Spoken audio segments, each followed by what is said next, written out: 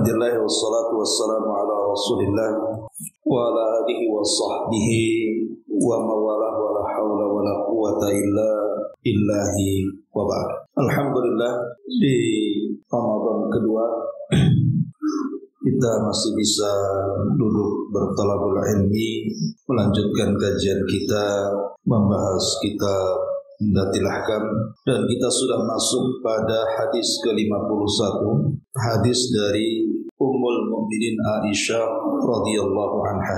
Baik, kita baca dulu hadisnya. An Aisyah radhiyallahu anha qalat, laqad kana Rasulullah sallallahu alaihi wasallam yusalli al-fajr fayashhadu ma'ahu nisa'un minal mu'minati mutalaffi'atin bimurutihin thumma yarji'na ila buyutihinna ma ya'rifuhunna ahadun minal ghalas.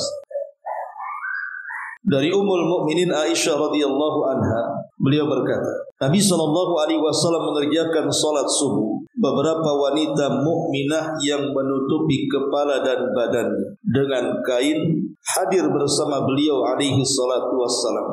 Mereka lantas kembali ke rumah-rumah mereka dan tak seorang pun yang mengenali mereka karena keadaan masih gelap. Hadis ini dikeluarkan oleh Imam Bukhari dalam bab salat tanpa ada lafaz minal ghalas. Maksudnya tanpa ada lafaz dari keadaan masih gelap. Dan disebutkan dengan perbedaan lafaz dengan hadis Muslim dalam Al-Masajid. Ma'asyiral muslimat yang dimuliakan Allah Azza wa Jalla, hadis ini menjelaskan kepada kita tentang waktu dari salat subuh. Karena kita masuk dalam bab kitab yang bicara soal waktu-waktu salat. Dan inilah satu-satunya hadis dan yang semakna dengan hadis ini yang menjelaskan bahwa wanita-wanita di zaman Nabi sallallahu alaihi wasallam mereka hanya hadir salat berjamaah itu di salat subuh saja. Maksud saya, hampir semua riwayat yang menjelaskan wanita salat berjamaah ke masjid itu hanya diceritakan tentang kondisi subuh saja. Dan kita tidak akan mendapatkan satu riwayat pun wanita-wanita yang salat berjamaah bersama Rasul di luar daripada salat subuh. Entah maghrib, entah isya, entah zuhur, entah asar.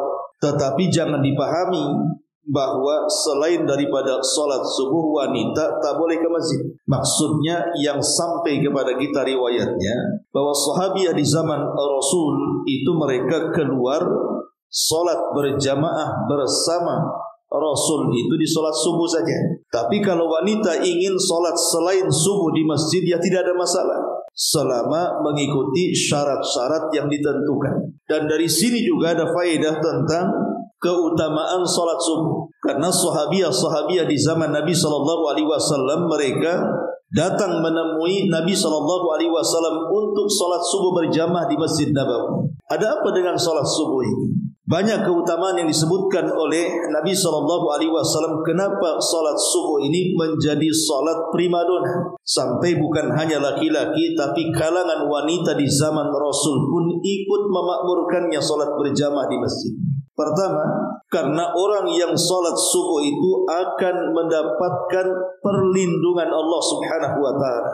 Dan itu disebutkan dalam hadis Abdullah Jundub ibn Abdullah radhiyallahu an, Rasulullah mengatakan man shalla subha fahuwa fi dhimmatillah. Siapa yang salat subuh maka dia berada dalam lindungan Allah Subhanahu wa taala selama satu hari itu. Dijaga oleh Allah Subhanahu wa taala. Dijaga dari apa? Ya dijaga dari segalanya. Dijaga dari penyakit, dijaga dari musuh-musuhnya. Tidak ada yang bisa menyakiti dia, menyihir dia, menjelek-jelekan dan memburuk-burukan dia, dan begitu seterusnya. Yang kedua, annaha najatun lil 'abdi minan nar. Bahwa salat subuh adalah salat yang bisa menyelamatkan kita dari api neraka. Berdasarkan hadis Ammarah ibn Rubaiyah, Nabi mengatakan, lan yalijin nar ahadun shalla qabla tulu'i syamsi wa qabla ghurubiha. Tidak akan tersentuh api neraka seorang pun yang salat sebelum terbit matahari alias subuh ataupun sebelum terbenamnya alias asar.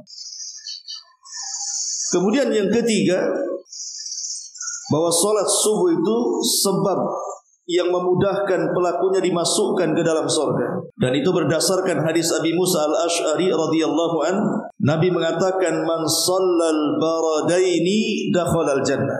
Siapa yang menjaga salat baradaini, maksudnya asar dan subuh, dakhala al-jannah, maka dijamin masuk surga.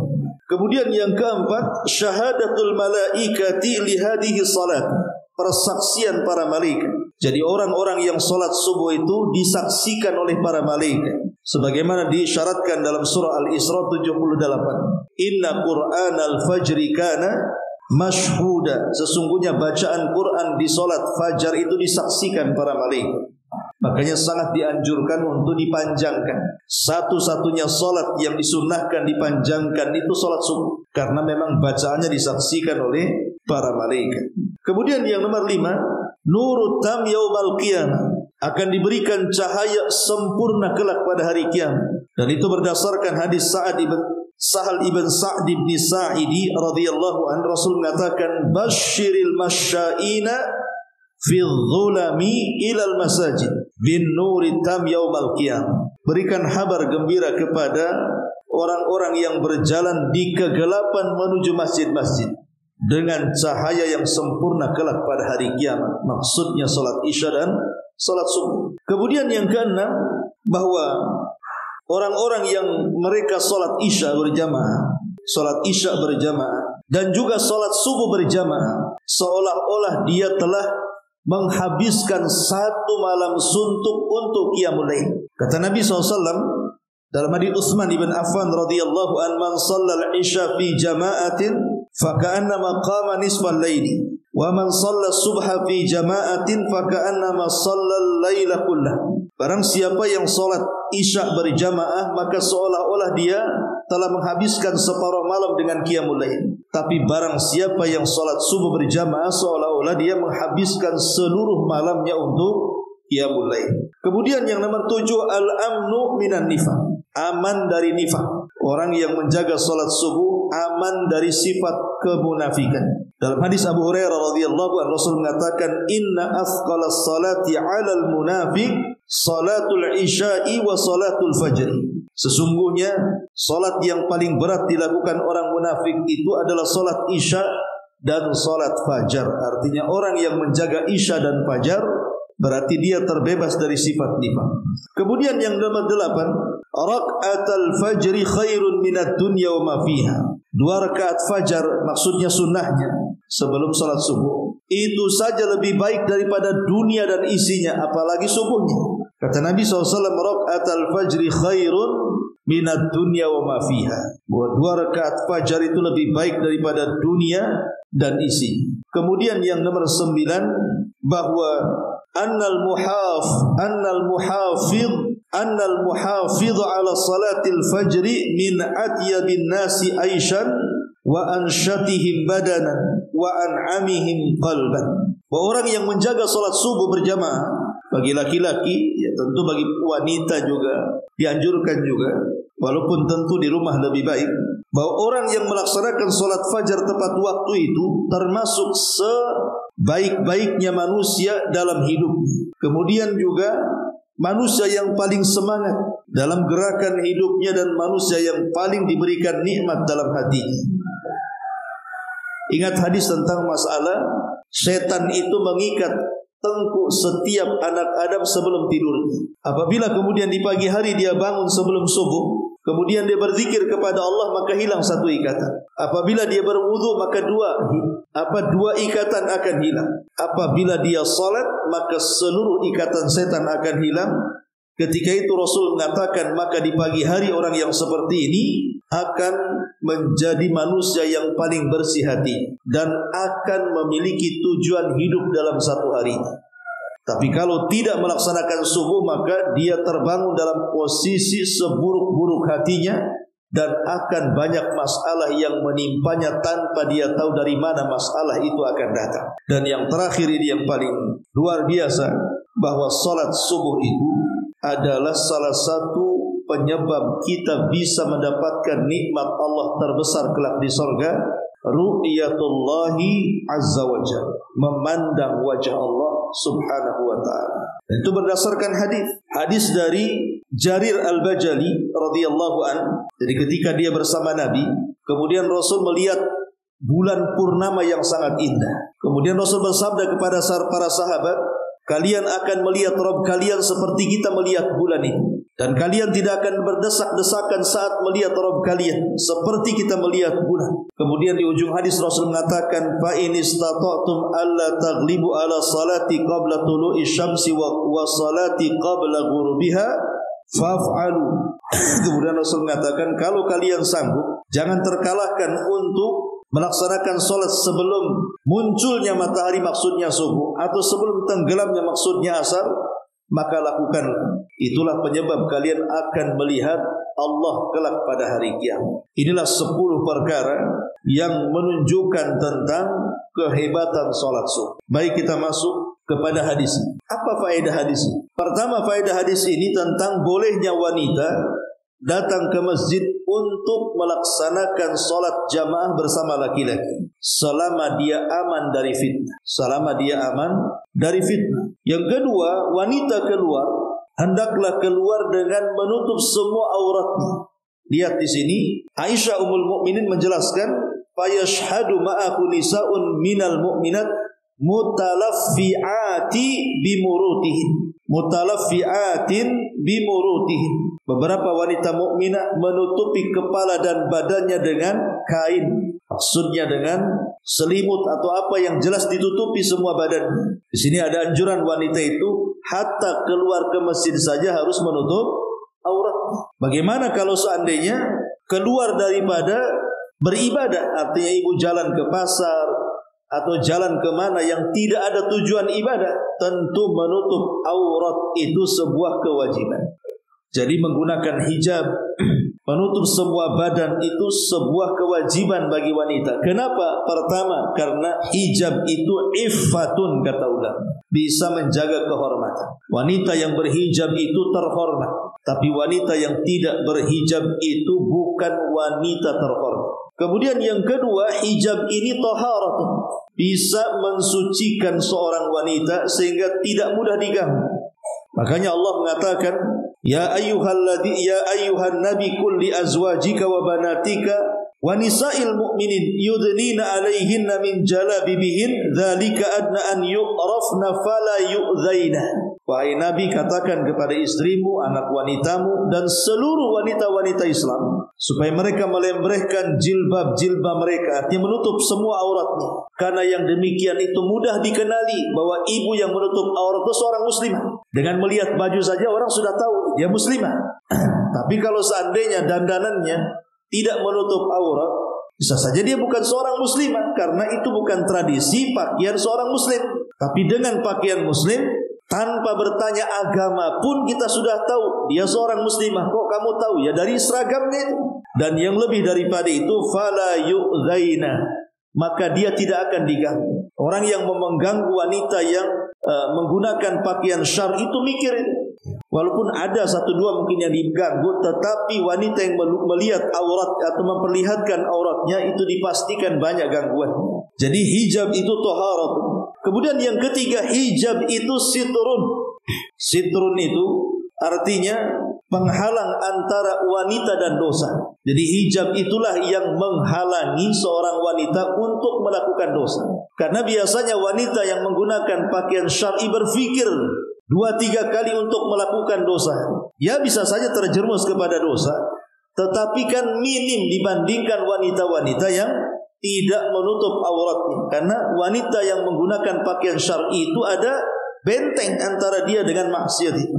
Kemudian juga yang keempat, bahwa hijab itu imanun, itu bukti daripada keimanan. Karena Allah Subhanahu wa taala ketika memerintahkan wanita untuk berhijab itu dimulai dengan kata-kata iman. Qul lil mu'minati, katakan kepada wanita-wanita yang beriman. Berarti orang yang menggunakan hijab itu, itulah wanita yang beriman. Sebaliknya wanita-wanita tidak hijab, berarti wanita-wanita yang tidak menggunakan hijab itu jauh daripada iman. Karena hijab itu adalah iman, panggilannya saja dengan iman. Dan biasanya yang kelima, hijab itu ghirah. Ghirah itu artinya menanamkan kecemburuan. Ghirah itu menanamkan kecemburuan sehingga timbul rasa malunya. Dan sifat malu itu adalah sifat yang sangat terpuji dalam Islam karena tidak mendatangkan kecuali kebaikan. Tapi sebaliknya, orang yang tabarruj menampakkan auratnya, maka itu pertama dalam bentuk maksiat kepada Allah dan Rasul. Jadi orang yang menampakkan auratnya, mau tidak mau dia sedang bermaksiat kepada Allah dan Rasul. Karena hakikatnya orang yang tabarruj menampakkan auratnya itu tidak taat dengan perintah Allah dan tidak taat dengan perintah Nabi. Kata Rasul, setiap umatku pasti masuk surga kecuali yang enggan. Sahabat mengatakan, siapa yang enggan? Maka Rasul mengatakan, siapa yang mentaatiku dia masuk surga, siapa yang bermaksiat kepadaku itulah yang enggan. Maksudnya enggan masuk surga karena dia telah bermaksiat kepada Allah dan Rasul. Kemudian yang kedua juga ancamannya adalah akan mendapatkan laknat dan diusir daripada rahmat. Kata Nabi SAW, sayakunu fi akhiri ummati nisa'un kasiyatun 'ariyatun ru'usuhunna ka asnimatil buhtil ma'ilah il'anuhunna fa innahunna mal'unah. Akan datang di akhir zaman dari umatku wanita-wanita yang berpakaian tapi telanjang, di kepala-kepala mereka seperti punuk-punuk unta yang bergoyang. Maka laknatlah mereka karena mereka wanita-wanita terlaknat. Naudzubillah. Kemudian yang ketiga bahayanya orang yang membuka aurat itu adalah zulmatun yaumal qiyamah. Akan menjadikan bagi dia kelak kegelapan pada hari kiamat. Tidak akan mendapatkan cahaya. Dan tabarruj juga bagian daripada nifaq. Jadi wanita-wanita munafik adalah wanita-wanita yang mereka menampakkan aurat. Termasuk juga wanita-wanita yang membuka aurat itu hakikatnya dia telah merobek kehormatan sendiri dan telah memburuk-burukan diri sendiri. Dengan membuka aurat itu kan dia sedang merendahkan diri. Naudzubillah. Dan hakikatnya juga orang yang menampakkan aurat itu bagian daripada perbuatan fahisyah, mengantarkan kepada zina. Wanita-wanita tabarruj itu mengantarkan kepada perbuatan fahisyah. Bahkan lebih daripada itu adalah sunnatun iblisiyatun. Ulama mengatakan sunnahnya iblis. Karena gara-gara iblis menggoda Adam, akhirnya Adam terlucuti pakaiannya sehingga nampak auratnya. Itu yang dikehendaki iblis. Ketika iblis memberikan was-was kepada Adam yang sudah berpakaian dan juga Hawa yang sudah berpakaian menutup auratnya, tiba-tiba iblis dah suka. Maka merintahkan Adam dan Hawa untuk memakan buah larangan. Akhirnya makan buah larangan, maka seluruh auratnya terbuka karena Allah lucuti pakaian. Berarti sebabnya iblis. Makanya orang yang membuka aurat itu telah mengikuti sunnahnya iblisiyah, termasuk juga thariqahnya orang-orang kafir. Karena yang membuka aurat itu mereka orang kafir. Yang membedakan kafir dengan mukminah itu, wanita kafir dengan wanita kafirah dengan wanita mukminah itu ya salah satunya di menutup aurat. Berarti kalau seandainya tidak menutup aurat, apa bedanya ibu dengan Yahudi? Apa bedanya dengan Nasrani? Tidak ada bedanya. Ya. Apalagi tabarruj itu lebih daripada itu sunnahnya jahiliyah. Itu yang disyaratkan dalam Al-Quran. Wala tabarrujna tabarrujal jahiliyatil ula. Jangan tabarruj membuka aurat seperti tabarrujnya orang-orang jahiliyah yang pertama. Dan hakikatnya orang yang membuka aurat itu sedang melakukan dosa jariyah. Ini yang bahaya. Dosa yang mengalir. Kalau seandainya dia menampakkan aurat, ada 100 laki-laki yang terfitnah, maka dia akan menanggung dosa 100 orang itu. Karena dia yang memulai fitnahnya. Dan ini yang bahaya dosa jariyah ini. Dosa mengalir terus masalahnya. Apalagi zaman sekarang kan, na'udzubillah, kita berlindung kepada Allah, mudah-mudahan tidak terkena kita dan keluarga kita. Terkadang kita lihat gara-gara konten kreator di YouTube, di TikTok atau di Facebook atau yang lainnya, banyak wanita-wanita mereka rela membuka auratnya hanya mencari uang yang tidak seberapa. Sementara terkadang hasilnya itu tidak bisa dihapus karena sudah di copy paste orang. Yang mungkin kalau dia sudah bertobat, mungkin bagi dia akun dia bisa dihapus lah orang-orang yang sudah mengambil copy paste itu. Apalagi kalau seandainya di copy paste lagi oleh orang lain, entah berapa orang yang menonton. Na'udzubillah, inilah dosa jariyah. Kita tidak paham kenapa orang tidak punya malu di zaman sekarang ya. Kok sampai seperti itu? Ya. Nah, ini juga diantara faedah hadis ini juga tentang kewajiban wanita untuk menutup aurat mereka. Kemudian pembahasan yang terakhir di sini, summa yarji'na ila buyutihin ma ya'rifuhunna ahadun minal ghalas. Lantas mereka kembali ke rumah-rumah mereka dan tidak ada seorang pun dari mereka mengenali karena keadaan masih gelap. Masyarul muslimat yang dimuliakan Allah Azza wa Jalla. Ingat 20 tahun yang silam kalau tidak salah, bahkan lebih ya. Pernah dalam zaman dulu ada penelitian tentang kapan waktu subuh. Bahkan sampai ada yang mengatakan bahwa waktu subuh di Indonesia ini lebih cepat 20 menit atau 25 menit dibandingkan masuk waktunya. Sehingga terjadi polemik besar. Bukan hanya di negeri kita saja, sampai di Saudi. Dan itu ketika Syekh bin Baz rahimahullah ta'ala menjadi pemimpin Lajnah Daimah ketika itu. Terjadi polemik di antara ada sebagian orang yang menganggap bahwa sholat subuh yang ada di Saudi atau di negeri kita ini belakangan juga sempat terjadi polemik terlampau kecepatan. Artinya harusnya menunggu terang dulu. Sehingga ketika ada penelitian antara azan subuh yang dilakukan itu belum masuk waktunya, maka terjadilah polemik di mana-mana. Masalahnya gini Bu, kita tahu bahwa menentukan waktu-waktu salat yang paling rumit memang di subuh. Kalau waktu zuhur, asar, maghrib itu paling mudah.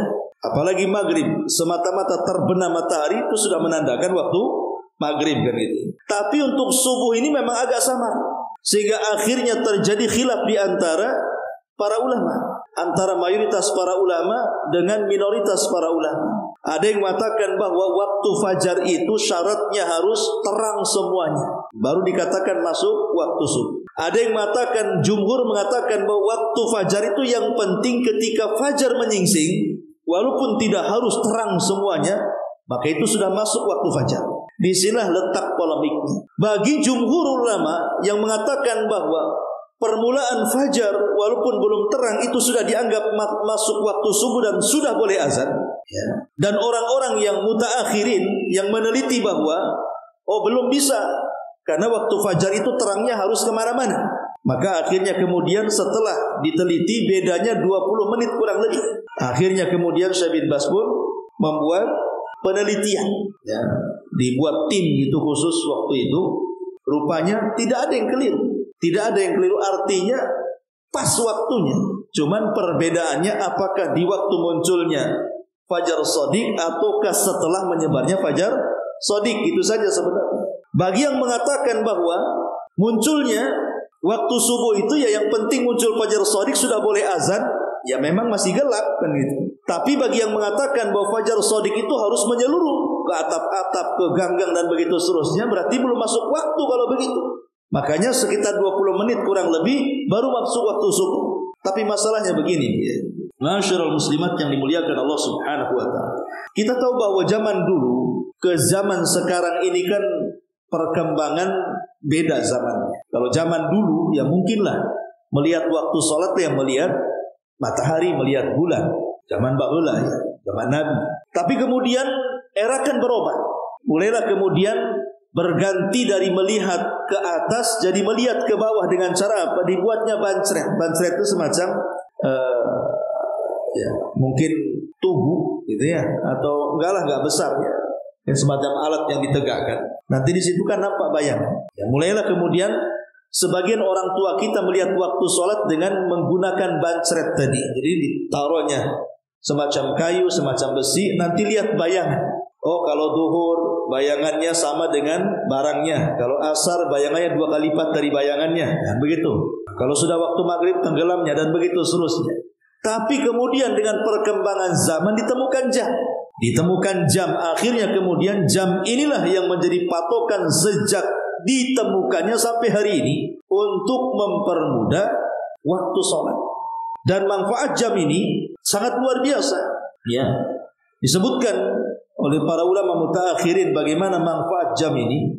Pertama, jadi manfaatnya ada jam ini mempermudah menentukan waktu sholat di tengah-tengah perkembangan teknologi yang sudah berkembang dengan banyaknya gedung yang bertingkat sehingga sulit kemudian seseorang itu melihat matahari.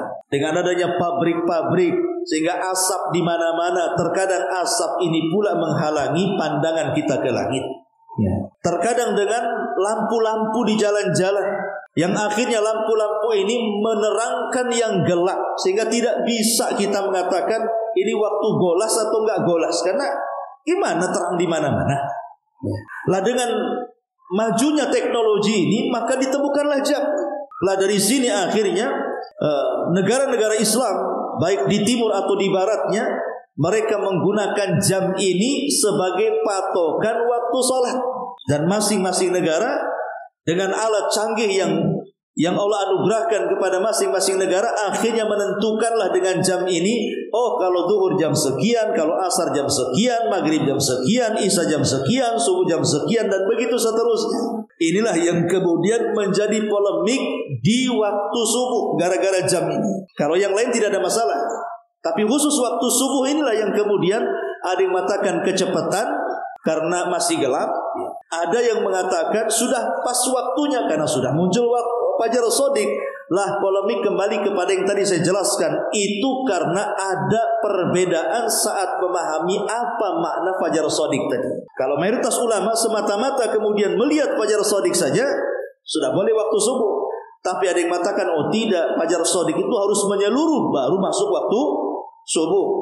Tapi jumhurlah mengatakan tidak, semata-mata sudah ada fajar shadiq saja walaupun masih gelap maka sudah masuk waktu subuh sehingga tidak ada masalah. Apalagi kemudian kita tahu bahwa yang menentukan ini subuh, ini asar, ini maghrib itu adalah pemerintah.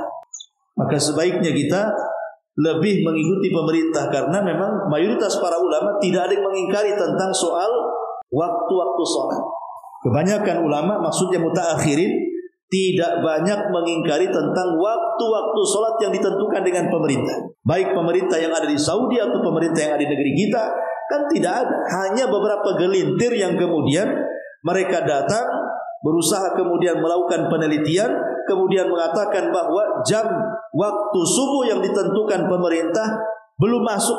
Akhirnya kemudian harus ditambah sekitar 20 sampai 25 menit lagi. Ya, wallahu alam. Ya kalau mungkin dilakukan di pondok-pondok pesantren ya mungkin bisa. Ya, mungkin nunggu waktu terang gitu ya. Karena kan anak-anak santri bisa disetel oleh pesantren. Tapi kalau untuk masyarakat kan sulit. Nanti ada dua jamaah jadinya. Nanti akan terjadi perselisihan di tengah-tengah masyarakat.